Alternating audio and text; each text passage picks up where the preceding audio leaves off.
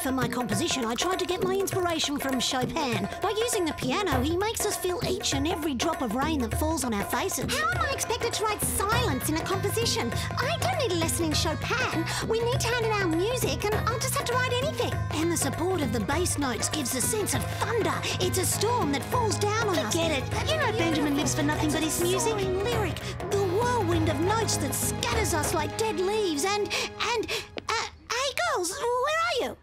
Oh. Benjamin, you're late again. Let me remind you that it's a music course. Children, do you have your composition notebooks?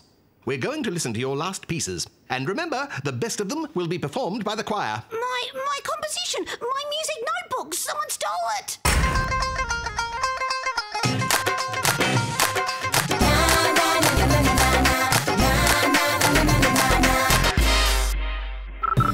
Benjamin, are you sure your notebook was stolen here? Absolutely certain. I was in Mr. Thompson's class with the others. My notebook was on the table, there was recess and poof, the notebook had disappeared. It is possible that you left it in your locker. You do that kind of thing, don't you? No way! I'm sure I left my notebook here, on my desk. I'm always careful with my composition notebook, especially with my score for the choir inside. There are too many fingerprints. There's no way of finding the culprit among all these. Well, have you finally finished? I do need to lock up the room.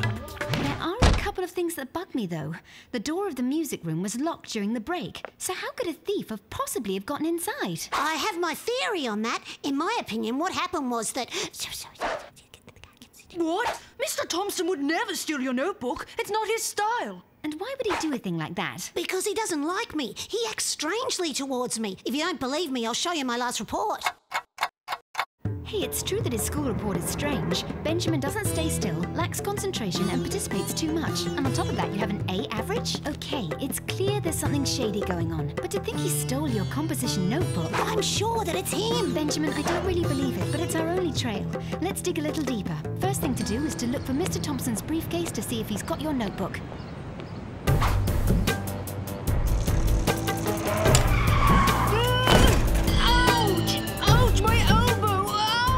Are you okay, Dewey?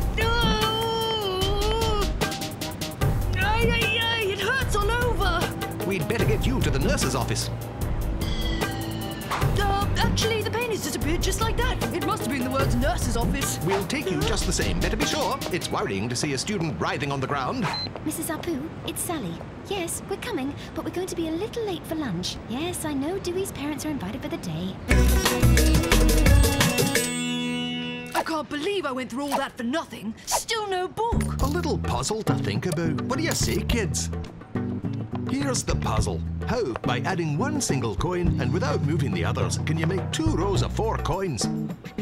But if you put the coin there, or there, there'll always be 5 coins. Sally, do you have any ideas? Between magic coins and a stolen notebook, today's not our day. Just as we predicted, we didn't find anything in Mr. Thompson's briefcase. Benjamin, we have to find another way forward. What? My notebook? But what's it doing here? Mr. Thompson was right after all. You just forgot it. A case resolved. End of episode. Bye-bye. It's impossible. I don't understand. I swear to you that it wasn't there before the lunch break. Don't listen to Benjamin. He's really absent-minded. Look, he didn't even close his locker properly. Mr. Thompson is playing a dirty trick on me, I'm sure of it. But he's not going to get away with it like that. I'm going to get an answer. Benjamin! Oh, Dewey, hurry up. We've got to prevent a disaster. You're the one who stole my notebook during recess. You didn't want me to hand in my composition for the choir on time. You want to give me a bad grade. It's scandalous. What are you talking about, Benjamin? I would never do that. Not only did you steal my notebook, but you put it back in my locker at the lunch break. This is not funny at all. I never put your notebook in your locker. At midday, Mr. Thompson was having lunch with me to talk about my composition. Benjamin, calm down. Admit it, your head's really in the clouds. Look, you even have different shoes on.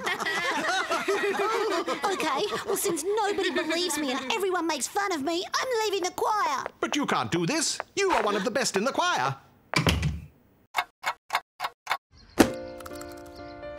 You know, Benjamin, Mr. Thompson wasn't making fun of you.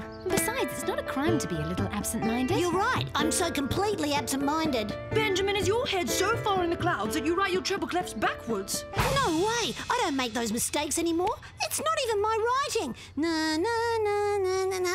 Oh, this is really stupid. No, I never wrote this composition. The notes were erased and then rewritten. That changes everything. What if Benjamin wasn't so much in the clouds after all? I was right. I'm not crazy. My notebook was really stolen to sabotage my score and keep me from presenting it to the choir. However, it's nearly impossible that Mr. Thompson altered your notes. He would never have written the treble clefs backwards. But then who did it? I don't have any enemies. That's what we have to make sure of. Detective McAdam, we need to start the investigation from scratch. Take a new position on a stolen composition, a tuneful saboteur, causing quite a stir. Follow the new clues, end the music blues. Follow, write new clues, and end the stolen music blues.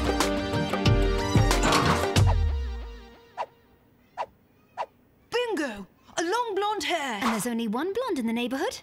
Vanille. We need to use this hair to find out if there's a DNA match. How will we get it? Let me work my legendary charm. Ow! Leave my hair alone! Let me work my legendary common sense. Oh, Vanille, don't move. You have chewing gum stuck in your hair. It's disgusting! Yuck! Sally, do something quick! It's okay. The chewing gum is neutralised. Thanks. More like, thank you, Vanille.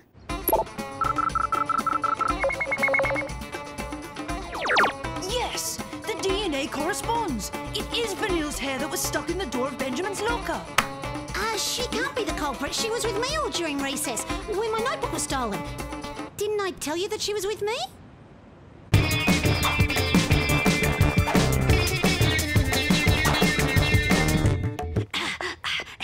Hang on a minute. Benjamin was robbed during recess when the music room was locked, but maybe someone else had access. Good point, Detective Bollywood. We need to find out exactly who has that key. Excuse me, Mr. Thompson, do you ever lend the keys to the music room? Yes, to the composers who work a lot from time to time, like Benjamin and Jeremy. By the way, do you have any news about Benjamin? He didn't come to class today. It's a pity. He's very talented. So why do you say in the report that he participates too much if you think he's talented? Yes, Benjamin has so much talent and he loves music, but a little too much. When he speaks about it, he gets excited and others can't get a word in edgewise. I know what you mean, Mr. Thompson. Being normal is not so easy for Benjamin. So we have two crimes. The theft of the notebook in the music class and the notebook put back in the locker. You forgot the third. Benjamin's musical score was completely changed. Now we have three crimes, and we have two suspects, one of which is not guilty. Vanille couldn't have stolen the notebook in the morning as she was in the schoolyard with Benjamin. But Jeremy isn't guilty either. He was having lunch with Mr. Thompson. He couldn't have put it back in the locker. Oh, we have two suspects with two alibis and zero motive. That's true. And what's the point of stealing a notebook to change the notes and then return it? I smell brains in overdrive. How are you going with my puzzle? There have been a lot of puzzles today and not one solution. What a bore. Come on, I'll give you a clue. You need to look at the problem from another angle. Mr. McAdam, you're absolutely right. Dewey, there's an angle we haven't looked at. The background of our suspects. Actually, we don't know anything about those two. Come on, little trip to the school newspaper.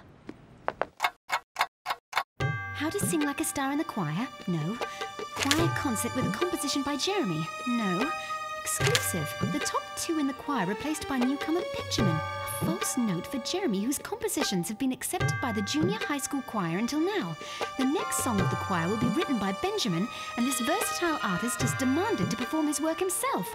The soloist Vanille is now little more than a singer in the shower. Vanille and Jeremy were bumped by Benjamin. There's their motive in reinforced concrete. What if there wasn't one culprit but two? Vanille and Jeremy. Yes, you're right. Jeremy stole the notebook, Vanille changed the notes and put the notebook back in the locker. It works. Yeah, except there's still one problem. We don't have any proof yet. Well, we'll have to be creative. Hello, Mozart. Could have been you who stole Benjamin's notebook and changed all his notes just to ruin him as a composer and take his place in the choir. But your plan worked better than expected, because he quit the choir. Maybe, but you don't have any proof. Ta-da! I found the correction pen used to change the notes in Benjamin's music notebook. In Vanille's stuff. But you can't have. It's still in my pencil case.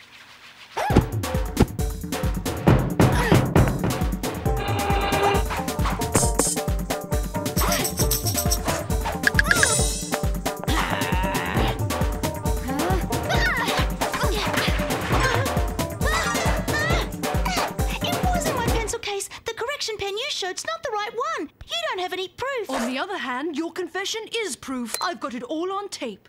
We didn't want to hurt Benjamin. It's just that since he's come to the choir, everything's about him. Mr. Thompson wants the three of us to work together, but Benjamin always wants to work alone. Suddenly, there was nothing else we could do, so we thought that if he left, Vanille could be the lead singer again, and Mr. Thompson would choose one of my compositions for the choir. Oh, I'm sorry. I had no idea it was like that. We're sorry too. What we did was stupid. Maybe there's a way to fix things up. Sir, well, I've been working on a composition in collaboration with Jeremy, and we would really like Vanille to sing it. May we? Benjamin, you've come back, and you've decided to work with the others. That's fantastic. So, kids, did you find out how to make 2 rows of 4 coins? That makes 2 rows of 4, right? Bravo, Sally. You looked at the puzzle in a different way, right? Totally wrong, Agent Dewey. I went and looked up the solution on the internet.